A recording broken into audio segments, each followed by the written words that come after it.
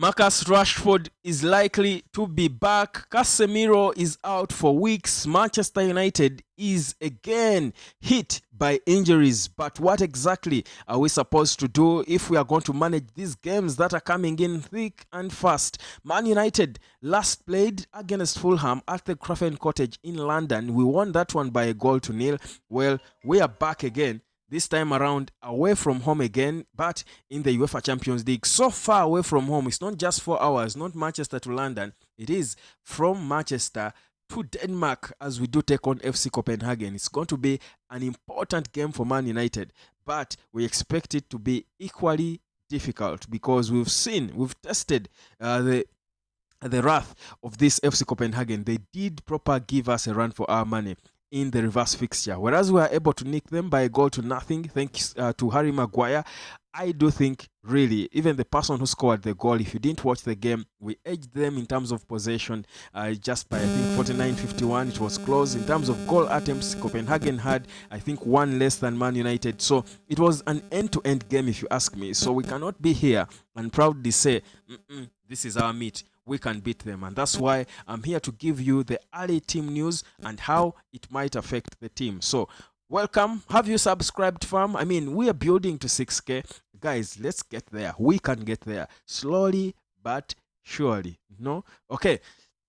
So Casemiro is the first major concern for Manchester United. He's not going to be part of this. He's not going to be part of more games to come because it was confirmed that he will be out for a couple of weeks because of a hamstring injury he sustained as we lost to Newcastle United by 3-0 in the Carabao Cup. So that is one man who now joins the long list that already has the likes of Luke Shaw.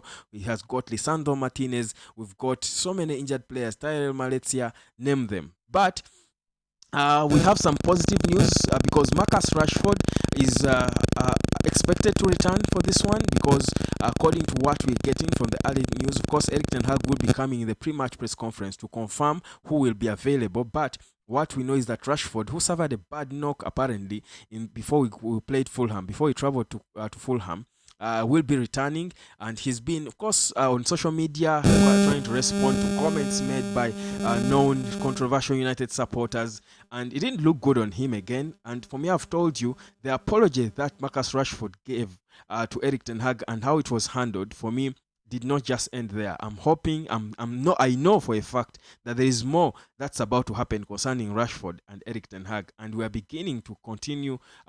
We are continuing to see stuff happen. But I won't dwell on that. I will dwell on the fact that he could be available for this game. And of course, not so many of you will be excited, but I will remind you why you might be wrong, because this boy has not performed in the Premier League this season, but in the Champions League, Marcus Rashford has, I think, tried because he has assisted twice. He has assisted twice, and I think both goals are for Rasmus Højlund. So for me, he's an important player in the Champions League. Maybe his confidence in the Champions League is there, just like it's there when he's playing for England. But in the Premier League, perhaps the pressure is different. All these games call for different approaches, but also come with different pressures, both for the manager, the players, and the fans. So I think for me, I cannot really talk so much about Marcus Rashford when it comes to his performances in the Champions League. He can do better, obviously, but what's better than a winger assisting? We've played 3 games, he has assisted twice. Is that bad?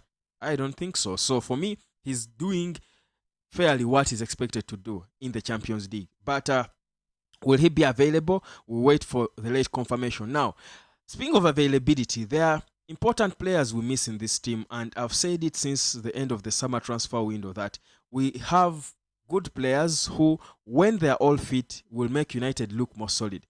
And in all departments, from goal, Andre Onana; in the defense, we've got leaders in Rafael Varane and Lisandro Martinez; in the midfield, Casemiro, Bruno; and up front, of course, Højlund. By the nature of his style, he's a leader in himself by his physique and style of play.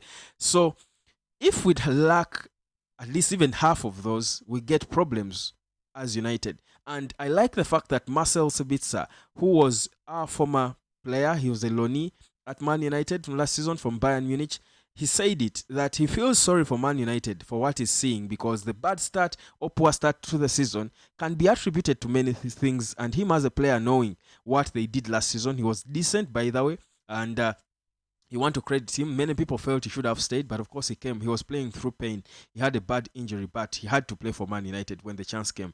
But he said that Man United lacks leadership because Luke Shaw is not there, because Lisandro Martinez is not there, and now Casemiro.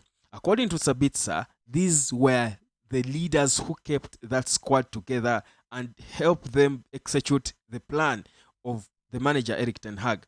And it is obvious that leadership is lacking in Manchester United. And when these big senior players are not there, it's even worse. Sabitzer was saying that Erik ten Hag will give you a proper, always has meticulous, clear plans for his games, but they are lost in execution. That when players like Luke Shaw are not there, when Lisandro Martinez is not there, when Casemiro is not there, the rest of the players fail to keep it together. The unit fails to come together and execute the plan. And we've seen it. That's why we look clueless at times. At times when Casemiro is there, you've seen that he's a bit lost, with a lot of other, the rest of the players. He's lost in there because he's alone. All the other players do not keep it together. And for me, that's a huge problem for United that is costing us games, that is making us look worse than we could actually be. So I like the fact that a former player who has been in that dressing room is mentioning it, and what does it do? And I mean, what do I do with that information? You can ask. I think it gives me hope and confidence, because I know for a fact that Luke Shaw will be back. Perhaps it will take a bit of time, but I know he'll be back, and I know what he will give the team when he's back. So is Casemiro. Of course, he will be out for about a couple of weeks, but when he returns, I'm not excited about his return more for what he plays, but for what it brings when he's on the pitch. The order and organization he will bring, but also the command, that the control that he will have because of his personality, being Casemiro on the pitch. And then for Lisandro Martinez, boy, isn't he so lovely to watch with the ball on his feet. He's such an organizer. He's a pass of the ball. He's solid, rock solid. I only don't miss his temper, but he's so rock solid. I don't even need to go on and on about what he adds. Now, partner him with Rafael Varane. Trust you me, Man United is balanced and it's different. But the fact that all these leaders are not there at the same time, it pulls something away from us. But focusing on the game we are building up to, maybe you will sit back and say, but we are able to win this game without them. But how did we win the game, if you can ask yourself? Look at the 1-0 loss, victory against Copenhagen in the reverse fixture. They were close to us. We were close to them at everything, in terms of goal attempts, in terms of, I think, shots. I think we had one more goal attempt than them. We had 2% more possession than them. They were at us in everything. They almost matched us for everything. So we cannot sit here and brag and say Amrabat was there, Scott McTominay was there, Bruno Fernandes was there, and they were, and we won. So we don't need Casemiro, we don't need Luke Shaw, because Julian started on the left. We don't need Lisandro Martinez. It was Varane and Maguire who started, and Maguire scored the goal. I don't think, for me, that would make sense, because if you watched the game, we struggled, and it's one of those games we just had to grind out, the way we did Sheffield United, the way I feel against Fulham. For me, it was never convincing. But clearly, the leadership and order in the unit is lacking when these senior players are not there. Against Copenhagen, though, after us beating Fulham in a high-pressure game, in an important game where we did not need so much of the performance, we needed a win, and we got it. We want to capitalize on that by working on our performance, and regardless of which player is on the pitch, we should be able to put on a decent performance against Copenhagen. We have a big chance to make it out of the group. If we beat Copenhagen, we are climbing to second position on the pile, and there it's safety. Of course, we are not trying to chase Bayern. They are 9 points. They are perfect so far in this group, but Galatasaray and Copenhagen are teams we can handle. We started poorly, but we can change things around. It has got to start with FC Copenhagen. So for me, it's going to be an interesting game. I think back in Denmark, Rasmus Højlund should be able to confidently go and cement himself and say, guys, yes, boy, you are my club.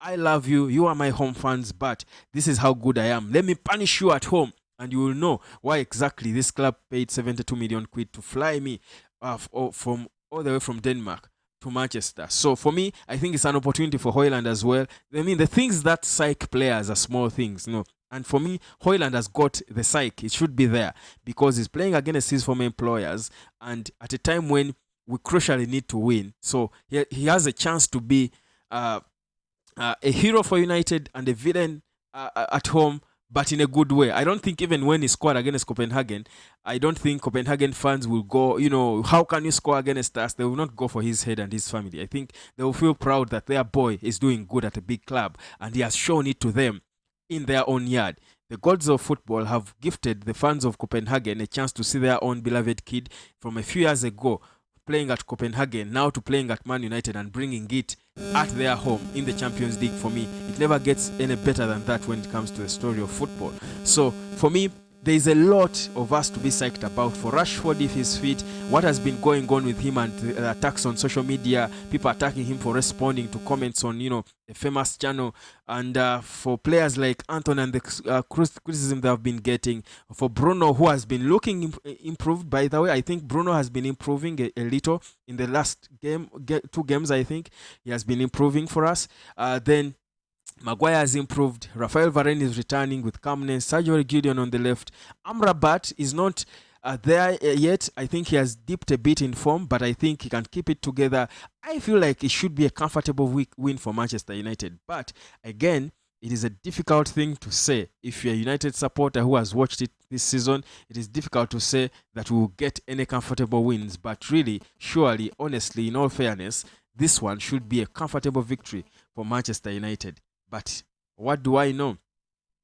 Subscribe, Hotspot. My name is Webb. I will be back later after Erik ten Hag's press conference to give you my reactions on his statements and my prediction of the game as we do build up to this huge one. Man United visiting FC Copenhagen. It's the UEFA Champions League, guys.